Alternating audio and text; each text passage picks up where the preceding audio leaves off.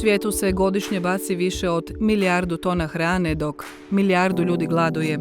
Mi u Hrvatskoj bacimo oko 400.000 tona, dok je naših 18,3% stanovništva u riziku od siromaštva. To znači da nema kvalitetnu, redovitu i pravilnu prehranu. Svaka 6. osoba od tog postotka je dijete.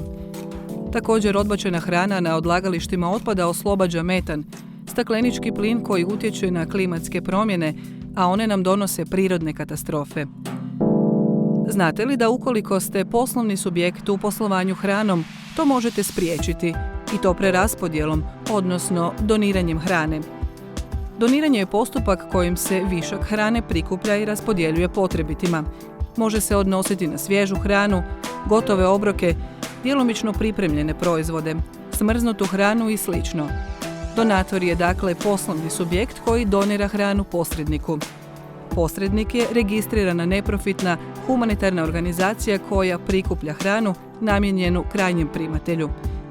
Primatelj može biti socijalno ugrožena osoba, osoba pogođena elementarnom nepogodom, druga neprofitna organizacija koja pruža smještaj i prehranu, te druga osoba koja se nalazi u potrebi.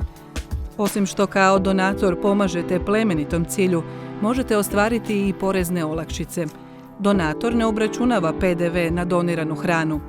Iznos vrijednosti donirane hrane koja se donira u skladu s pravilnikom smatra se porezno priznatim rashodom.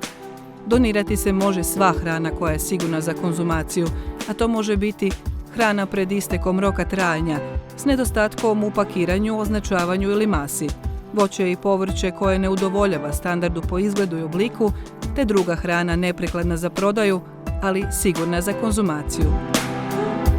Doniranjem hrane pomaže se potrebitim građanima i okolišu. Uključite se i vi u lanac doniranja i već danas počnite mijenjati svoju okolinu i svijet nabolje.